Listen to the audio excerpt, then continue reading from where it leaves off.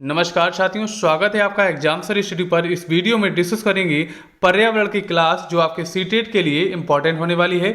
और इसमें हमने रखे हैं प्रीवियस ईयर के क्वेश्चन जो हमेशा बारी बारी से पूछे जाते रहे हैं। चलेंगे अपने पहले क्वेश्चन के साथ वीडियो को स्टार्ट करेंगे। पहला क्वेश्चन है कि पर्यावरण अध्ययन की पाठ्य पुस्तकों में अभ्यास एवं गतिविधियों को ... उपलब्ध कराना चाहिए। इसके अगर हम आंसर की बात करेंगे तो आंसर पहला है कि पाठ के अंत में, है ना। अगर आप कोई पाठ पढ़ा रहे हैं यानी कि उसमें कोई भी गतिविधियां कर रहे हैं या फिर बालक जो है ना कोई भी गलती कर रहा है, आपको किसी चीज़ का अर्थ बताना है तो आपको क्या पाठ के अंत में करना चाहिए? क्या आपको प्रकरणों में अंतर्निर्मित करना चाहिए या पुस्तक में अलग अलग स्थानों पर करना चाहिए या इकाई के अंत में करना चाहिए? अगर आप कोई भी गतिविधि पाठ्य पुस्तक की कर रहे हैं, कुछ भी करवा रहे हैं, आपको उसके दौरान ही सब कुछ बच्चे को बताना है, यानी कि प्रकरणों में अंतर्निर्मित ही करना चाहिए। उसके दौरान ही सही तरीके से आपको सारी गतिविधियां करनी है। चलेंगे नेक्स्ट पर। नेक्स्ट है कि पर्यावरण अध्ययन के शिक्षकों को ... यानी कि छोड़ दिया गया है। अगर इसके आंसर की हम बात करें, पहला दिया है कि पर्यावरण अध्ययन के शिक्षकों को पहला है कि विशेषता पुस्तकों और परीक्षाओं पर ध्यान देना चाहिए, ठीक है। दूसरा है कि बच्चों के दृष्टिकोण को स्वीकार करना एवं सम्मान देना चाहिए। हमेशा हम बात करेंगे बाल केंद्रित शिक्षा के बारे में, है ना। अगर हम देखेंगे दूसरे में दिया है कि बच्चों के दृष्टिकोण को स्वीकार करना और सम्मान देना चाहिए, बिल्कुल सही हो जाएगा। लेकिन देख लेते हैं और ऑप्शन को, दूसरा तीसरा है कि अभिभावकों के विचारों को स्वीकार करना एवं सम्मान देना चाहिए। अभिभावक से मतलब नहीं है, बच्चा पढ़ने आ रहा है, बच्चे का विकास करना है, अभिभावक का इसमें विचार नहीं रखे जाएंगे। डी है कि विशेषता प्रयोगों पर ध्यान देना चाहिए। सारे के सारे हमारे गलत हो जाएंगे, जो हमारा 2 नंबर का यानी बी हमारा राइट आंसर हो जाएगा। चलेंगे नेक्स्ट पर। अगला क्वेश्चन है कि प्राथमिक स्तर पर बच्चे का आकलन करने का सर्वश्रेष्ठ तरीका क्या हो जाएगा, है ना। ... प्रयोग करना है। कौन सा तरीका हो जाएगा? अगर हम बात करेंगे प्राथमिक स्तर पर तो सर्वश्रेष्ठ तरीका हमारा हो जाएगा पोर्टफोलियो तरीका, है ना। पोर्टफोलियो जो है प्राथमिक स्तर पर बच्चे का आकलन, सर्वश्रेष्ठ जो तरीका है पोर्टफोलियो है, जिसमें बच्चे के सारे आकलन हो जाते हैं। चलेंगे नेक्स्ट पर। नेक्स्ट है कि एक शिक्षक पढ़ाते समय श्रव्य दृश्य सामग्री एवं शारीरिक गतिविधियों का प्रयोग करता है, क्योंकि ये ... आपको आंसर बताना है। अगर इसके आंसर की बात करें, पहला है कि शिक्षार्थियों को दिशा परिवर्तन उपलब्ध कराते हैं, गलत है, ठीक है। पहला जो ऑप्शन है गलत हो जाएगा, ये हमारा सही नहीं है। चौथे की बात करते हैं, प्रभावी आकलन को सुगम बनाते हैं। और तीसरा है शिक्षक को आराम उपलब्ध कराते हैं। और दूसरा है कि अधिगम वृद्धि में अधिकतम इंद्रियों का उपयोग करते हैं। बिल्कुल सही आंसर है बी हमारा जो है बिल्कुल उचित सही आंसर है कि अधिगम वृद्धि में अधिकतम इंद्रियों का उपयोग करते हैं। इसीलिए जो शिक्षक है ना भैया, पढ़ाते समय श्रव्य दृश्य सामग्री एवं शारीरिक गतिविधियों का प्रयोग करता है, जिससे बच्चे को कोई भी टॉपिक के बारे में बारीकी से समझ में आ जाए। चलेंगे नेक्स्ट पर। नेक्स्ट है सीमा प्रत्येक पाठ को रटकर तुरंत सीख लेती है, जबकि लीना चर्चा एवं ब्रेन स्टॉर्मिंग के बाद प्रत्येक पाठ को समझती है। यह ... के विकासात्मक सिद्धांत की ओर संकेत करता है ना। किसकी ओर संकेत करता है, इसको आपको आंसर बताना है। तो राइट आंसर की अगर हम बात करेंगे, जैसा कि दिया कि सीमा रटकर समझ लेती है, लेकिन लीना जो है भैया ब्रेन स्टॉर्मिंग का प्रयोग करने के बाद में समझ पाती है। तो क्या होता है, हर व्यक्ति के अंतर्गत सभी की जो बुद्धि है अलग अलग होती है, यानी कि उसकी वैयक्तिक भिन्नताएं जो है भैया अलग अलग होती है ना। सबकी समझने की क्रियाएं अलग अलग होती हैं। कोई आसानी से समझ लेता है, कोई देर में समझ लेता है, कोई बहुत अच्छे तरीके से पढ़ के समझता है। तो वैयक्तिक भिन्नताएं जो हैं सभी के अंतर अलग अलग होती हैं। तो राइट आंसर हमारा ए हो जाएगा। अगला क्वेश्चन है कि ... के अलावा निम्नलिखित पर्यावरण अध्ययन पढ़ाने की विधियां हैं, है ना। जो पर्यावरण पढ़ाने की सारी की विधियां हैं और किसके अलावा, ये इसमें पूछा गया है। इसके बारे में अगर हम बात करें तो देख लेते हैं। पहला दिया है कि समस्या, ठीक। दूसरा है सहयोगात्मक अधिगम। और तीसरा है निर्देशित खोज। और चौथा दिया हमारा है व्याख्यानों द्वारा स्पष्ट करने से, ठीक है। तो राइट आंसर की हम बात करते हैं तो राइट आंसर हमारा हो जाएगा डी, यानी कि व्याख्यानों द्वारा स्पष्ट करने के अलावा निम्नलिखित पर्यावरण अध्ययन पढ़ाने की विधियां हैं। कौन सी? समस्या वाली हो जाएगी, सहयोगात्मक अधिगम हो जाएगा और निर्देशित खोज हैं। ये सारी की सारी पर्यावरण की विधियां हो जाएंगी। चलेंगे अपने अगले क्वेश्चन पर। अगला क्वेश्चन है, देख लेते हैं। क्वेश्चन है कि पर्यावरण अध्ययन की कक्षा में संकल्पनाओं को स्पष्ट करने की कविता, कहानी, कथन का प्रयोग करना डॉट डॉट डॉट सहायता करता है। इसके बारे में अगर हम बात करेंगे तो राइट आंसर क्या हो जाएगा?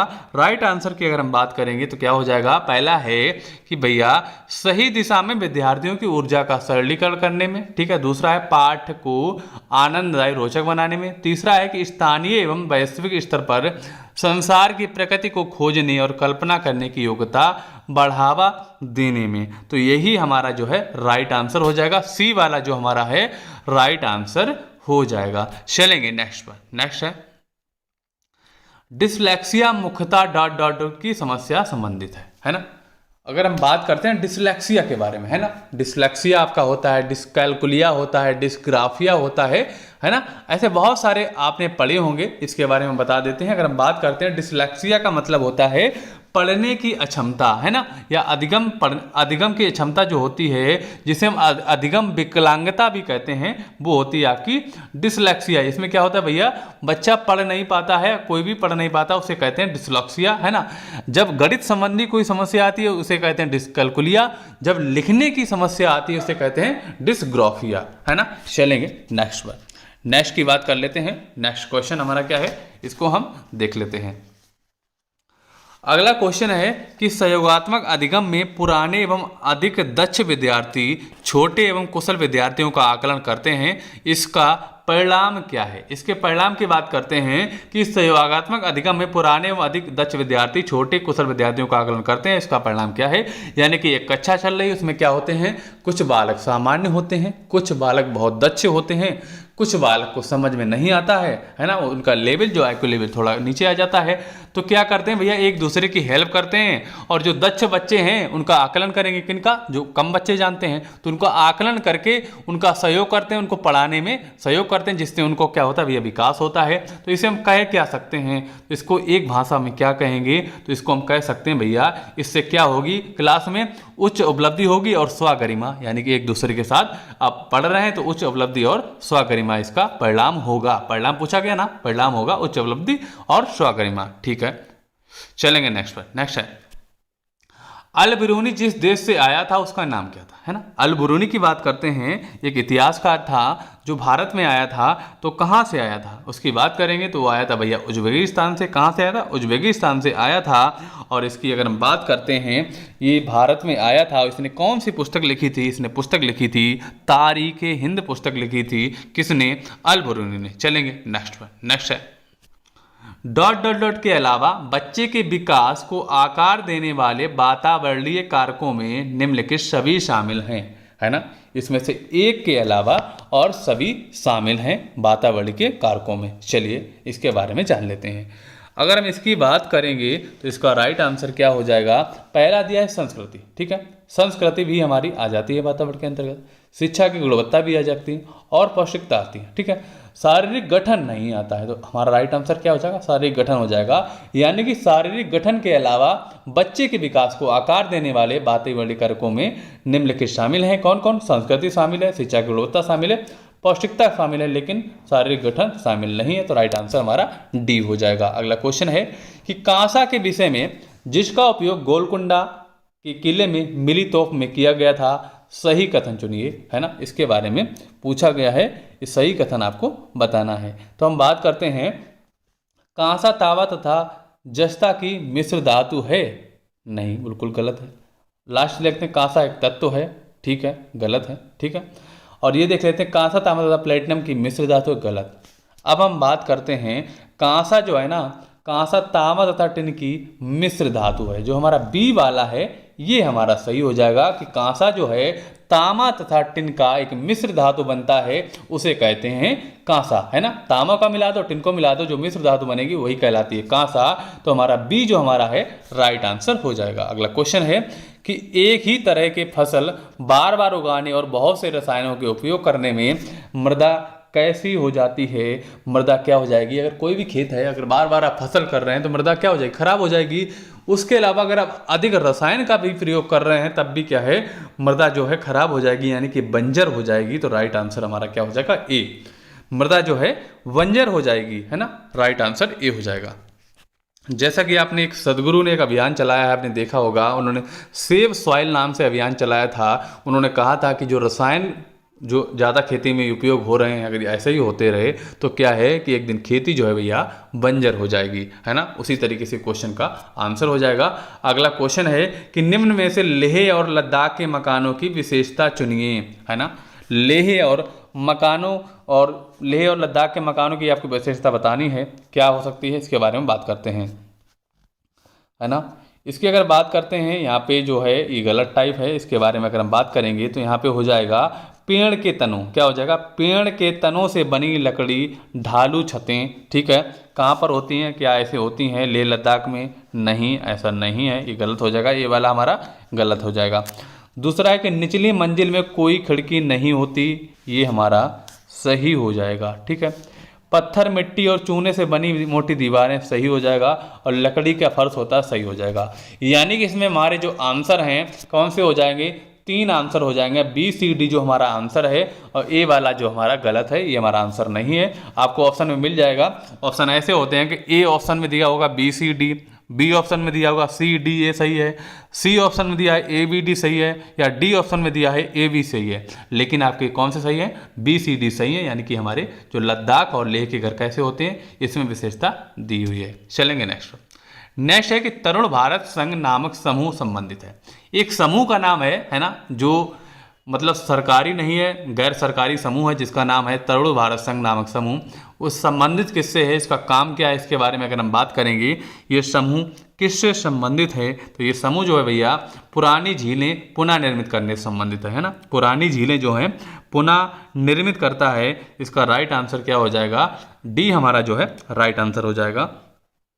तो चलेंगे अपने अगले क्वेश्चन पर। क्वेश्चन हमारा अगला है, निम्न में से पेट्रोलियम के सही अभिलक्षण चुनिए, है ना। पेट्रोलियम जो है आपने देखा होगा, पेट्रोलियम जो होता है निकलता है ना, बाद में अलग अलग रूप में बनता है, पेट्रोल बनता है ना, उसका ग्लिसरीन बनती है, बहुत सारी चीज़ें बनती है पेट्रोलियम से। तो उसमें होता क्या है उसके बारे में बात करते हैं। क्या बदबूदार होता है, क्या पतला पीला द्रव होता है, क्या अच्छी गंध होती है उसमें, या पतला नीला द्रव होता है, क्या बिना गंध का गाढ़ा होता तथा गहरे रंग का तरल होता है, और लास्ट वाला दिया है कि बदबूदार गाढ़ा गहरे रंग का तेल होता है। तो राइट आंसर हमारा डी हो जाएगा, क्योंकि जो पेट्रोलियम है बदबूदार होता है, गाढ़ा गहरे रंग का तेल होता है। तो डी हमारा जो है राइट आंसर हो जाएगा। ये क्वेश्चन आपके पिछली ईयर पूछे गए थे, यानी कि प्रीवियस ईयर के क्वेश्चन हमने रखे हैं, बहुत इंपॉर्टेंट है। अगला क्वेश्चन है कि निम्न में से रोगों का वह समूह चुनिए जो मच्छरों से फैलता है ना। रोगों का वह समूह चुनिए जो मच्छरों से फैलता है। तो राइट आंसर हमारा क्या हो जाएगा, राइट आंसर हो जाएगा बी हो जाएगा। जो डेंगू है ये भी भैया आपका मच्छर से फैलता है, मलेरिया भी मच्छर से फैलता है, जो चिकनगुनिया है ये भी आपका मच्छर से फैलता है। ए भी हमारा सही है, लेकिन अगर बी में देखेंगे तो हमारे 3 ऑप्शन यानी कि डेंगू भी दिया है, इसलिए हमारा बी वाला जो है ये ज़्यादा सही हो जाएगा। इसमें जो आपको देख सकते हैं हैजा मियादी बुखार भी दिया है, जो कि इसमें शामिल नहीं है। तो बी हमारा सही है। अब हम बात करते हैं, पहले बात करेंगे डेंगू के बारे में। डेंगू क्या है, डेंगू जो भैया है एक विषाणु जनित रोग है जो एंडीज मच्छर से फैलता है, जो एंडीज इजिप्टी मच्छरों से काटने से फैलता है।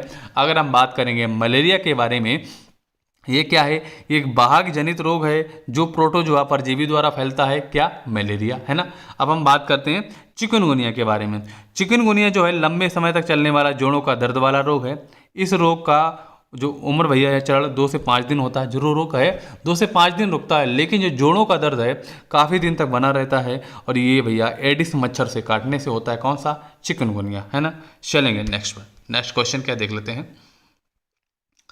अगला क्वेश्चन है कि मधुबनी चित्रों को बनाने के लिए चित्रकारों द्वारा उपयोग किए जाने वाले रंग कौन से होते हैं। रंग की बात करते हैं, इसमें पहला दिया है कि अति उत्तम, है ना, और ये दिया है कि अति उत्तम और गुप्ता फाइबर के पेंट हैं। यहाँ पे गुप्ता नहीं होगा, गुप्ता फाइबर के पेंट हो जाएंगे। अगर हम बात करेंगे, दूसरा है कि सोने चांदी के घोल बनाए गए पेंट हैं, और तीसरा है पिसे हुए चावल के रंगीन घोल, और चौथा है विशेष प्रकार से बने पोस्टर रंग।